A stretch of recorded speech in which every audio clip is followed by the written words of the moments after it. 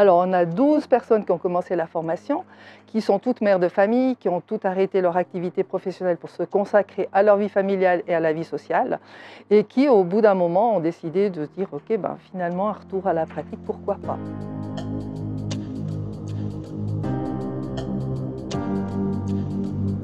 Avant d'arrêter, j'ai très peu travaillé. J'ai travaillé environ 8 ans à 30%. 4 enfants plus tard, j'ai arrêté parce qu'il n'y avait aucune structure pour les enfants. C'est assez compliqué ici en Valais. Donc j'ai arrêté 15 ans en ayant très peu travaillé. Pour moi, je disais que j'étais infirmière. Dans une autre vie, j'avais un diplôme au fond du tiroir. Je n'avais pas beaucoup d'attentes vu que je venais en disant je ne suis pas capable puis je vais repartir. La première chose dont elles ont besoin, c'est de reprendre confiance en leurs compétences. Ça, c'est le premier élément, parce qu'il y a un pas énorme qui a été fait entre le début de la formation et maintenant, où au début, c'était « je ne sais pas, je ne suis pas capable ». Maintenant, j'entends plus du tout ça. Alors déjà, ça, c'était important. Et puis, bien sûr que le savoir théorique, le savoir de la gestuelle, le savoir de ce qui se passe actuellement dans les nouvelles connaissances en lien avec la mise en avant des réalités du terrain est important. Mais c'est beaucoup un travail sur la confiance en elle.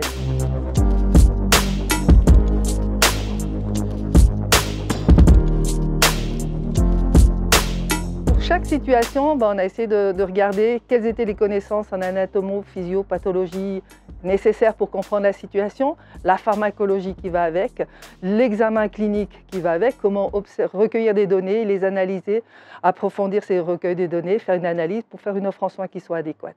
Plus on a rajouté à ça des examens de laboratoire qui étaient pertinents dans les situations.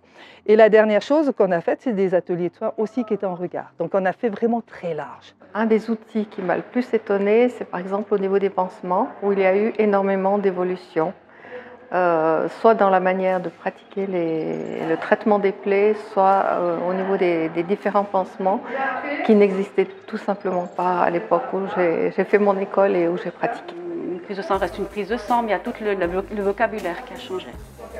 Parce qu'entre deux, on est allé faire un stage à l'hôpital, on a demandé de faire un petit stage. Le premier rapport, j'ai rien compris. Rien compris.